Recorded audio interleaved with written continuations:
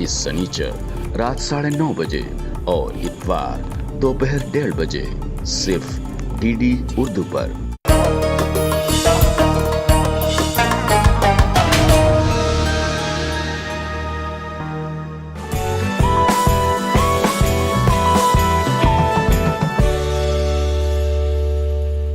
आदाब। Income, savings, investment और digital economy पर बेस्ड खास प्रोग्राम को लेकर हाजिर हूं मैं सोनिया सिंह।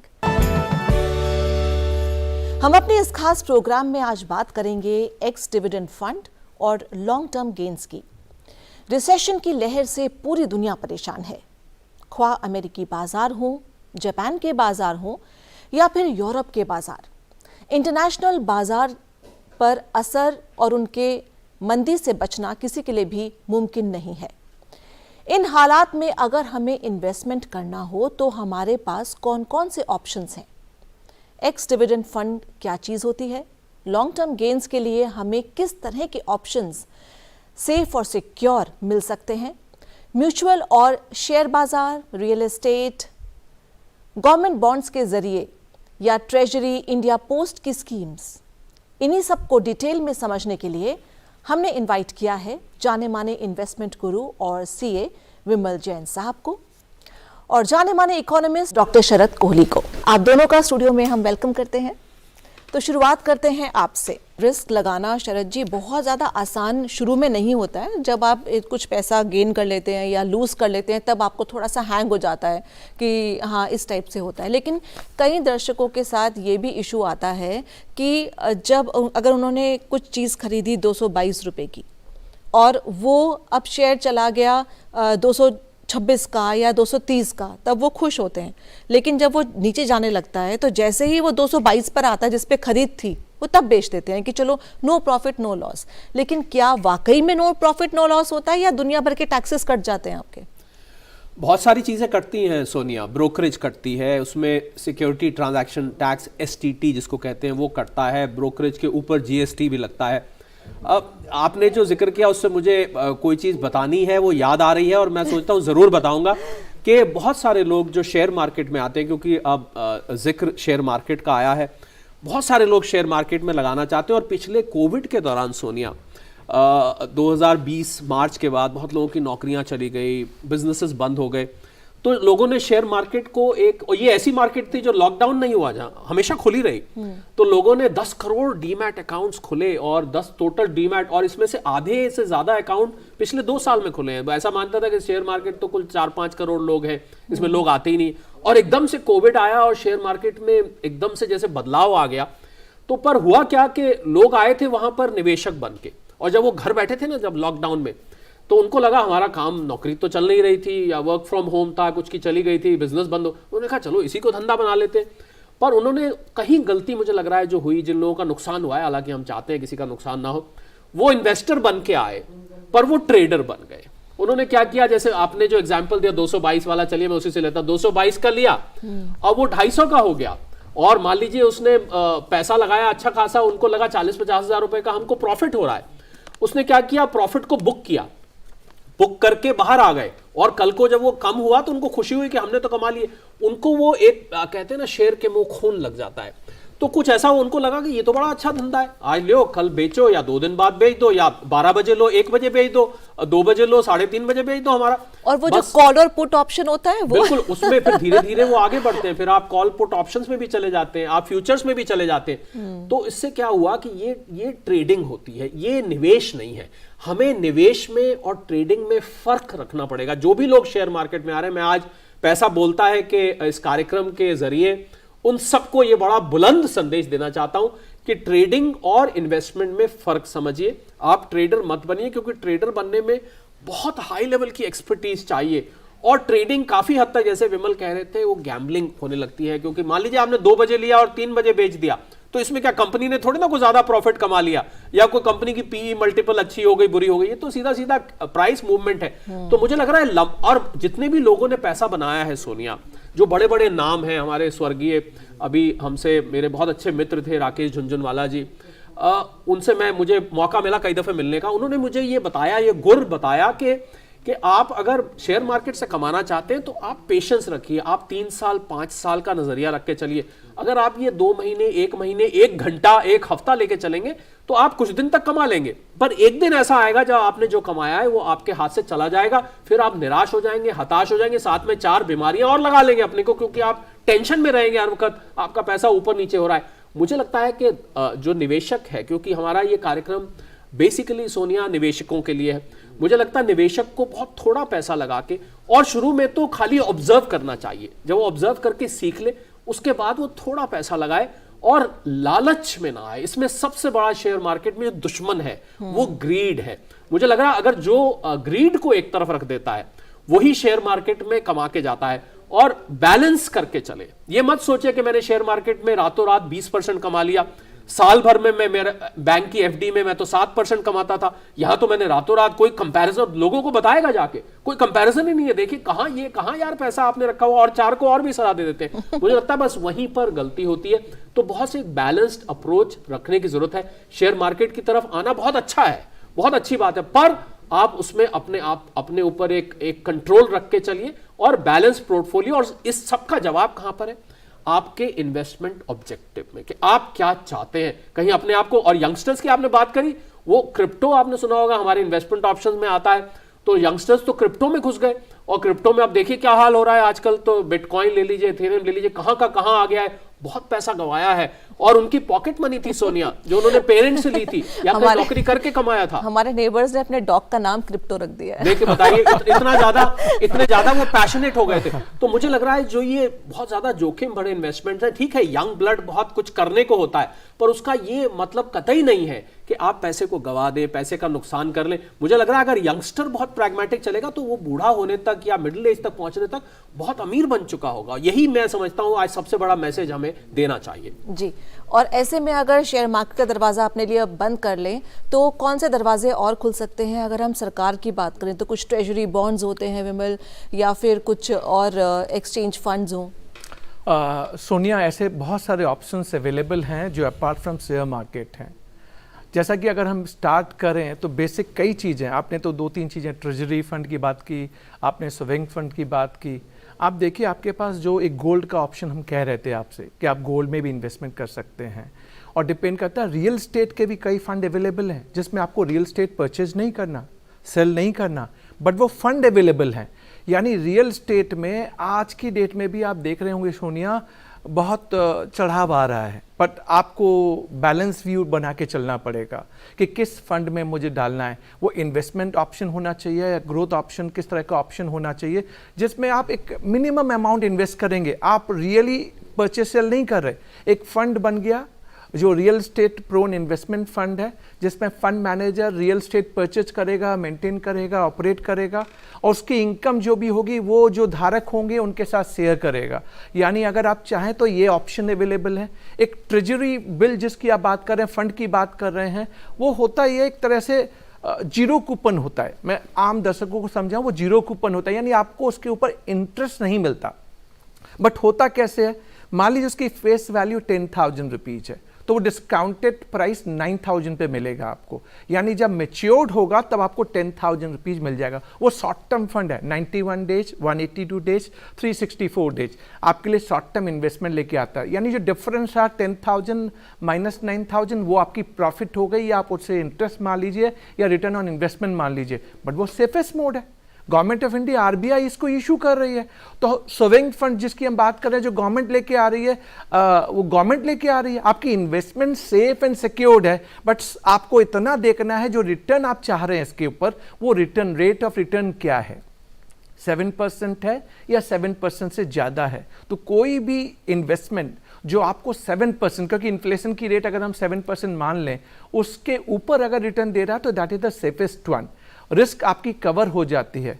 बट जैसा कि मैंने कहा कि मेरे पास इतने सारे ऑप्शंस जब अवेलेबल हैं, तो एक कहावत कही हुई है कि एक ही डाली में सारे अंडे एक जैसे नहीं होने चाहिए, आपके मिक्स्ड और बैलेंस होने चाहिए। वही थोड़ी देर पहले शरद बता रहे थे हमारे साथी आपको कि हम कैसे इन्वेस्टमेंट करें, किस तरीके से इन्वेस्टमेंट करें।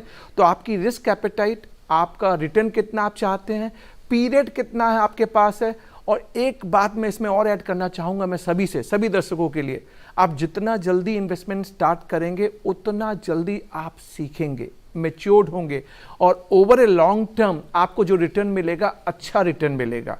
देखिए, आपकी एज फैक्टर बहुत इंपॉर्टेंट है। हमने तो कोरोना में देखा कि कोरोना में डीमेट के अकाउंट खोले गए, आपने इन्वेस्टमेंट करना स्टार्ट किया, हम आए एज ए इन्वेस्टर्स बन गए, ट्रेडर।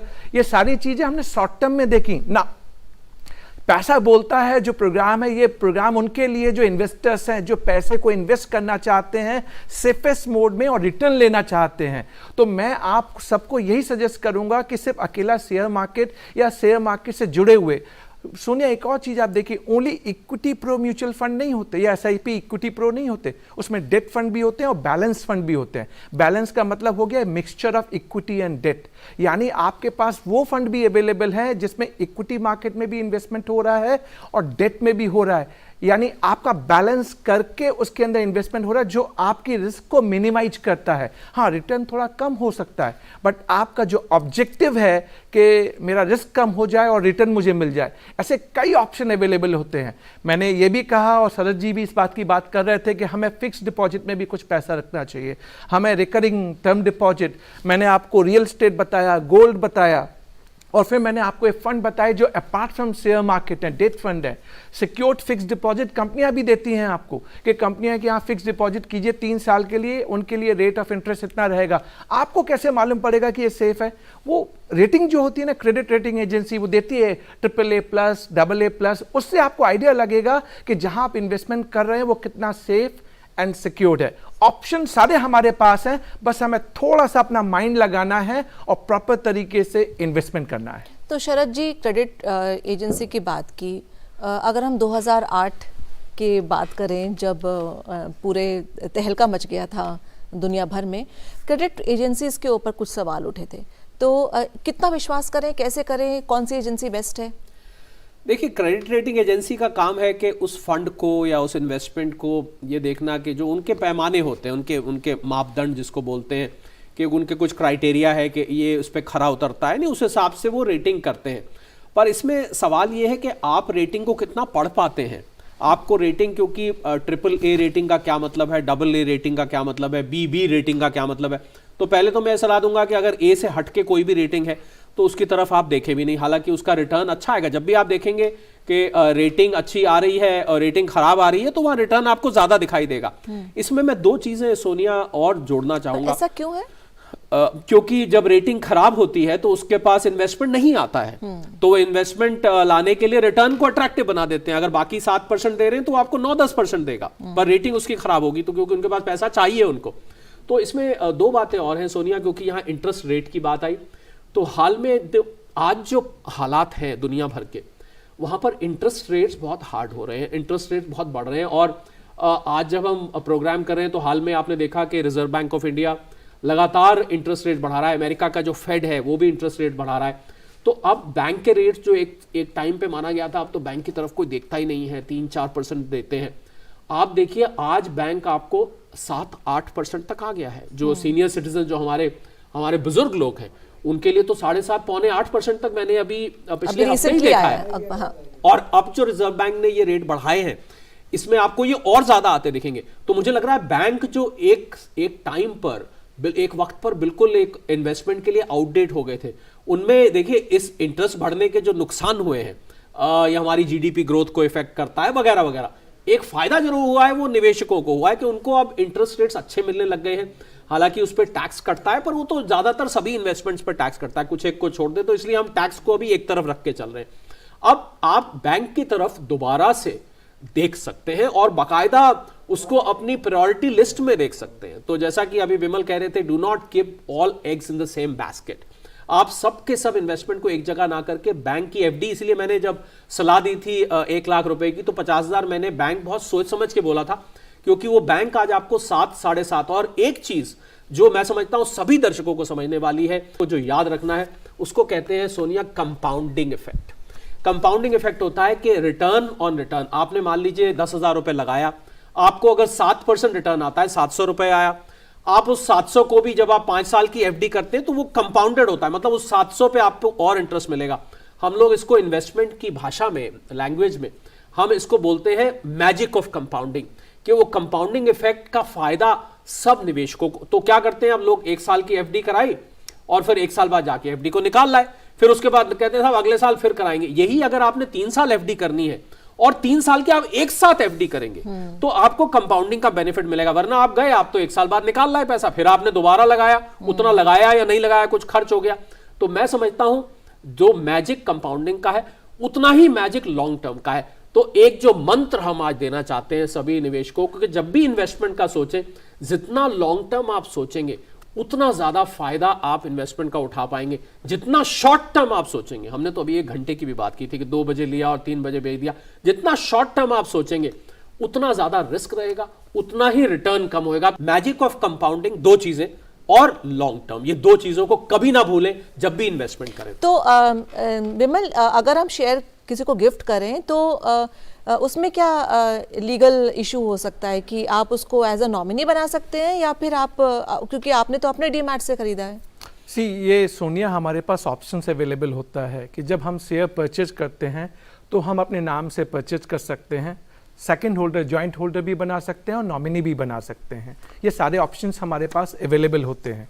बट जैसा कि अभी कुछ देर पहले हम कह रहे थे कि इन्वेस्टमेंट करें, शेयर्स में डालें, बट वो एक टैगलाइन याद रखिएगा, वो जल्दी से निकल जाती है, सब्जेक्ट टू मार्केट रिस्क। तो आपको ये ध्यान रखना है। हाँ ठीक है, हमारा पर्पज आज का है कि हमारे अंदर इन्वेस्टमेंट की प्रैक्टिस, एक जो इन्वेस्टमेंट एक क्राइटेरिया होता है, वो आपको याद है सोनिया, हम घरों में रहते थे, एक गुल्लक होती थी, गुल्लक में 2-2 रुपये, 4-4 रुपये, 5-5 रुपये डाल देते थे, और जब नीड होती थी तो गुल्लक फोड़ के वो पैसे निकालते थे, तो कितनी खुशी होती थी। तो इन्वेस्टमेंट एक इसी तरह की प्रैक्टिस है, और जितना जल्दी हम स्टार्ट करेंगे उतना जल्दी हम सीखेंगे।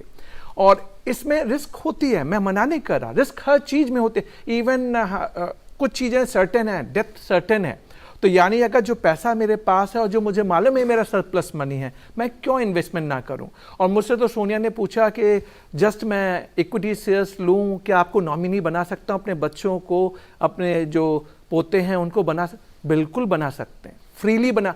और आप ओनली शेयर्स की बात क्यों कर रहे हैं, आपके पास कितनी सारी स्कीम्स हैं जो मैंने अभी आपको गिनाई, पीएफ, पीपीएफ, आप इक्विटी फंड में जाइए, बैलेंस फंड में जाइए, ग्रोथ फंड में जाइए, रियल एस्टेट में, सब में नॉमिनी का ऑप्शन है। इवन माइनर के नाम से भी आप एज ए गार्जियन इन्वेस्टमेंट कर सकते हैं। यानी ये सारे ऑप्शंस अवेलेबल है। अगर आप किसी बच्चे का फ्यूचर सेफ एंड सिक्योर करना चाहते हैं कि जब वो 18 साल का हो उसको हायर एजुकेशन के लिए जाना पड़े, आपको एक मुफ्त फंड चाहिए, आप आज से इन्वेस्टमेंट स्टार्ट कीजिए ना। जब वो बड़ा होगा, 18 साल तक पहुंचेगा, उसे वो फंड चाहिए होगा, तो आपको लोन नहीं लेना पड़ेगा, ये फंड उसके लिए अवेलेबल होगा। इसी से मुझे एक और सवाल शरद जी याद आया कि जो एंडोमेंट प्लान्स होते हैं उनसे क्या बचना चाहिए? यूलिप वगैरह जो ये सब हैं, इनमें बहुत सारी आपको फीस भी देनी पड़ती है एजेंट की। हालांकि वो ख़राब बात नहीं है, लेकिन फिर भी आपका खुद का पैसा है तो आप कितना देना चाहते हैं। कुछ चीज़ें हैं जो लोगों को पता ही नहीं है अभी तक। बहुत अच्छा सवाल आपने उठाया सोनिया, और मैं समझता हूँ ये सवाल ज़रूर आना चाहिए था कि इंश्योरेंस और इन्वेस्टमेंट में फ़र्क है। अब जितनी भी इंश्योरेंस कंपनी है, हम यहाँ किसी कंपनी के बारे में नहीं बोलते, पर इंश्योरेंस की स्कीम में आप देखेंगे, जब आपको इंश्योरेंस की स्कीम में बताया जाता है तो बोलते हैं आप 10,000 रुपये हर साल प्रीमियम देते रहिए, आप जब 15 साल बीत जाएंगे तो अगर खुदा करे आप जिंदा रहे तो ये मैच्योर हो जाएगी, तो आपको इतना पैसा मिल जाएगा। पर मुझे ऐसा लगता है, और कोई भी इन्वेस्टमेंट एक्सपर्ट इस बात के लिए बिल्कुल मेरे साथ खड़ा होगा, कि इन्वेस्टमेंट और इंश्योरेंस 2 अलग अलग चीजें हैं। आप अगर इंश्योरेंस चाहते हैं, मतलब आप चाहते हैं कि आपके इंतकाल के बाद आपके परिवार वालों को कुछ पैसा मिले, उसको आप अलग रखिए, उसी को एंडोमेंट कहते हैं। उसका प्रीमियम बहुत कम होता है सोनिया। जब आपकी इंश्योरेंस पॉलिसी का प्रीमियम आपके इंश्योरेबल अमाउंट के कंपैरिजन में ज्यादा आ रहा है, तो इसका मतलब उसमें इंश्योरेंस और इन्वेस्टमेंट जुड़ा हुआ है। तो मुझे लग रहा है कि इन्वेस्टमेंट को इन्वेस्टमेंट रखना चाहिए, इंश्योरेंस की नीड को इंश्योरेंस करना चाहिए। जब आप दोनों को मिक्स करते हैं तो मुझे कहना नहीं चाहिए ना आप इधर के रहते हैं ना उधर के रहते हैं, क्योंकि इंश्योरेबल अमाउंट आपका कम हो जाता है और इन्वेस्टमेंट पे आपको रिटर्न भी बहुत कम आता है। तो इसको अलग करके चलना चाहिए। यही सवाल मैंने इसलिए पूछा क्योंकि कई बार जैसे आपके पड़ोसी या कोई रिश्तेदार, कोई एजेंट्स बन जाते हैं, तो फिर एक प्रेशर हो जाता है बिल्कुल, कि आप खरीदिए, ये पॉलिसी खरीदिए। वो कहते हैं भाई हमने टारगेट पूरा करना है, ये मेरा भतीजा है, इसने अभी नया नया काम शुरू किया, इसकी मदद करो। वो ठीक है, आप किसी को ऑब्लाइज करने के लिए पॉलिसी ले रहे हैं, वो अलग बात। ये मत भूलिए कि आपको हर साल आपके भतीजे साहब आगे पता नहीं काम धंधा करें कि ना करें, पर आपको पॉलिसी प्रीमियम आपको हर साल देना पड़ेगा। 10 साल 15 साल आप नहीं देते तो आपका वो नुकसान हो जाएगा। तो इंश्योरेंस को और इन्वेस्टमेंट को ये हम बहुत ही सख्त सलाह सबको देना चाहेंगे कि इंश्योरेंस और इन्वेस्टमेंट को अलग अलग करके देखें। इन्वेस्टमेंट की तो हमने इतनी सारी बात कर ली, उसको मिक्स ना करें। जी मैं एक इन्वेस्टमेंट पर ही आखिरी सवाल है कि रियल एस्टेट, आपने अगर 4 साल पहले कोई फ्लैट खरीदा है या अपार्टमेंट खरीदा है तो आपने देखा कि बहुत बढ़ा नहीं है रेट कोविड के बाद, लेकिन इस समय क्या रेट्स ऊपर जाने लगे हैं? क्या रियल एस्टेट एक गुड ऑप्शन है पैसा रखने के लिए? क्योंकि पहले ज़माने में तो हमने यही देखा है कि अगर आपको कहीं पैसा लगाना है तो सीधा आप ज़मीन खरीद लो और अपार्टमेंट खरीद लो। सोनिया, ये क्वेश्चन हम सबके लिए बहुत इम्पॉर्टेंट है। देखिए, अगर आपने अपना कोई फ्लैट नहीं लिया सोनिया, तो आप रेंटेड प्रीमाइसेस में रहते होंगे, रेंट देते होंगे, और मैं ही आपको अगर ये ऑप्शन दूँ, मान लीजिए आप NCR रीजन में हैं और 30,000 रुपये का रेंट देते हैं, और मैं आपको ऑप्शन दूं कि आप एक प्रॉपर्टी खरीद लीजिए, कुछ पैसा आप लगाइए, कुछ मैं लोन लेके आ जाऊंगा और 30,000 रुपये की मैं EMI बना दूंगा आपकी। यानी वो 30,000 रुपये जो रेंटल जाता था वो आपके लिए रेंट ही जाएगा, लेकिन over a period of time 10 साल या 15 साल बाद वो फ्लैट आपका हो जाएगा। तो क्या आप उस पर वर्क करना नहीं चाहेंगे? पहली बात। दूसरी बात, क्या हम रियल एस्टेट में पैसा ये सोच के डालते हैं कि मुझे इस पर रिटर्न चाहिए? तो फिर मैं डिफरेंट तरीके से सोच रहा हूँ अपने आप को। फिर तो मैं इन्वेस्टर्स भी बनना चाहता हूँ और रिटर्न भी लेना चाहता हूँ, और फिर उसमें वो रिस्क वाली बात है ना, रिस्क एपेटाइट। तो यानी रियल एस्टेट में जब इन्वेस्टमेंट की आप बात करते हैं सोनिया, तो डिफरेंट रीजन में डिफरेंट प्राइस वेरिएशन है। कई जगह पे प्राइसेस बढ़े हैं, कई जगह पे प्राइसेस कम हुए हैं, और मैं आपको NCR रीजन में ही कई जगह आप देख लें तो वहाँ पे कई जगह पे प्राइसेस लैंड के बढ़ गए और कई जगह पे प्राइसेस बढ़े ही नहीं है, प्राइसेस टूट गए। तो यानी इसके लिए कोई स्टैंडर्ड यार्डस्टिक नहीं है कि सब जगह पे बढ़े हैं या कम हुए हैं। ये डिपेंड करता है कि आपने किस एरिया में इन्वेस्टमेंट किया है। अब जब रियल एस्टेट की भी बात करते हैं तो 2 तरह की प्रॉपर्टी होती है, commercial property and residential property.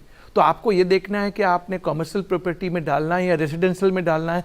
Commercial में भी डालना है तो किस एरिया में वो प्रॉपर्टी है, कहाँ डालना चाहिए।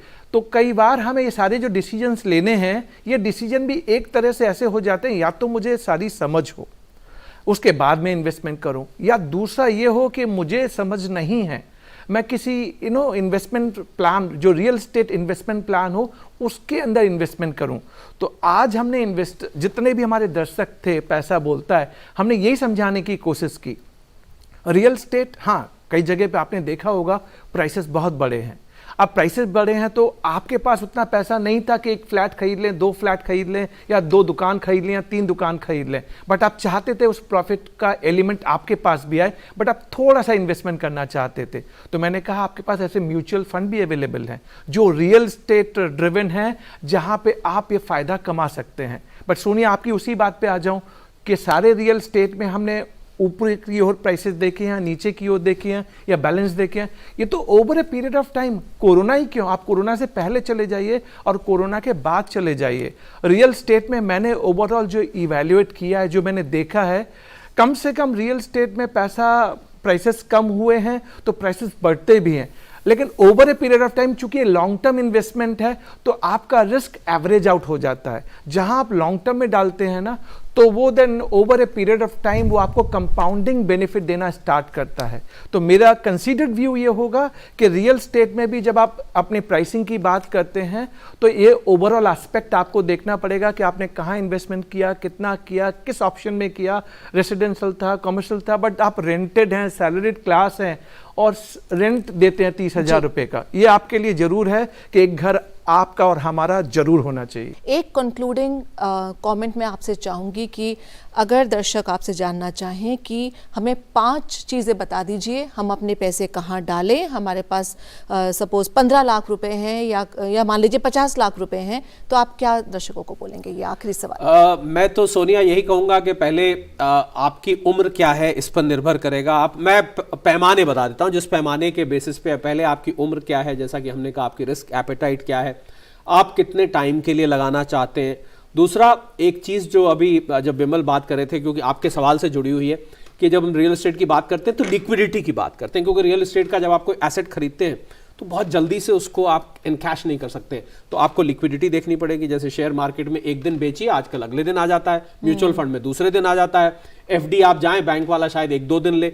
तो ये लिक्विडिटी देखनी होती है। तो रिस्क एपेटाइट देखें, आप उसकी लिक्विडिटी देखें, आप अपनी उम्र देख के चलें, आप अपना ये देख के चलें कि कितना पैसा आप किस चीज में लगाना चाह रहे हैं। और पांचवा और आखिरी चीज, do not put all eggs in the same basket. जो हमने कहा था कि सभी पैसा एक ही जगह मत लगाएं सोनिया। और मैं छठा भी जोड़ दूं, आपने तो 5 पूछे, मैं छठा जोड़ दूं कि अपने मेहनत से कमाए हुए पैसे के लगाने के लिए उतनी ही मेहनत करें जितनी मेहनत आपने पैसे को कमाने के लिए की थी। लोग जल्दबाजी में इधर उधर से सुनकर, किसी ने कुछ कह दिया तो कर दिया, उसके लिए पूरी मेहनत करनी चाहिए। आप पूरी मेहनत करेंगे लगाने के लिए, तभी पैसा आपके लिए मेहनत करके आपको कमा के देगा। दिमाग लगाएं, डाइवर्सिफाई करें और पैसा कमाएं। बहुत बहुत शुक्रिया आप दोनों का ये पूरी जानकारी देने के लिए। आई एम श्योर दर्शकों को बहुत कुछ सीखने को मिला होगा। तो जैसा कि हमारे दोनों मेहमानों ने बताया है कि नया दौर है, नई उमंग है, आप भी आजमाइए इस नए एज इन्वेस्टिंग को, लेकिन थोड़ा सा सतर्क जरूर रहिएगा। तो पैसा बोलता है कि इस खास कड़ी में फिलहाल इतना ही। हमारा ये प्रोग्राम आपको कैसा लगा, इस पर भी आप हमें अपने राय दें। हमारा ईमेल आईडी है ddurduspecials@gmail.com। इसी के साथ हमारी पूरी टीम को दीजिए इजाजत। आदाब।